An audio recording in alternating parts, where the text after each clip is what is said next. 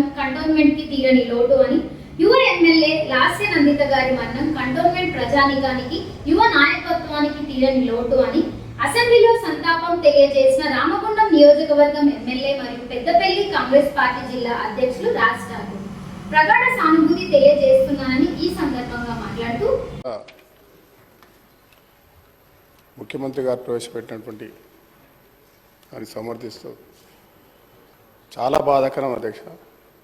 ఎందుకంటే నాకు లాస్య నందిత చాలా చిన్ననాటి నుంచి తెలుసు. నేను సికింద్రాబాద్ కంటోన్మెంట్లో మా గృహలక్ష్మి కాలంలో నా ఇంటి పక్క ఇల్లే వాళ్ళది. సాయన్న గారు శాసనసభ్యులుగా శ్రీనివాస్ యాదవ్ గారు చెప్పినట్టు ఆయన పేరే కంటోన్మెంట్ సాయన్నగా పేరుగాంచారు. ఒక దళిత నాయకుడుగా పేద ప్రజలకు తను ఉన్నన్ని రోజులు అనేక సమస్యలపై పోరాటం చేస్తూ సౌమ్యుడిగా మంచి పేరు తెచ్చుకున్నటువంటి ఒక గొప్ప నాయకుడు. మరి వారు తదనంతరం షుగర్తో బాధపడి వారు చనిపోయిన కొద్ది రోజులకే మరి ఏ రోజు లాస్య యాక్సిడెంట్లో చనిపోవడం అనేది దిగ్భ్రాంతికి గురి చేసింది. మా కుటుంబంలో అందరూ కూడా విషాదంగా దాన్ని ఒక భరించలేనటువంటి ఒక రోజు అది. ఎందుకంటే నిరంతరం వాళ్ళు ముగ్గురు అక్క చెల్లెలు వారు ఎప్పుడు కలిసినా కూడా నవ్విస్తూ చాలా పాజిటివ్గా ఉన్నటువంటి వ్యక్తులు.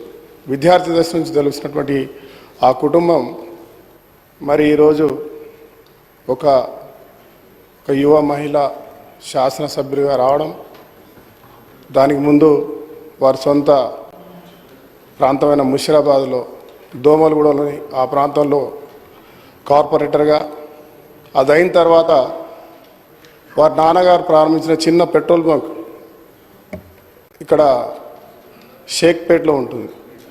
నేను 20 సంవత్సరాల తర్వాత మణికొండకు వచ్చి అక్కడ ఇల్లుంటే వారు ముగ్గురు అక్క చెల్లెలు కలిసి పెట్రోల్ బంక్ నిర్వహిస్తుండేవారు.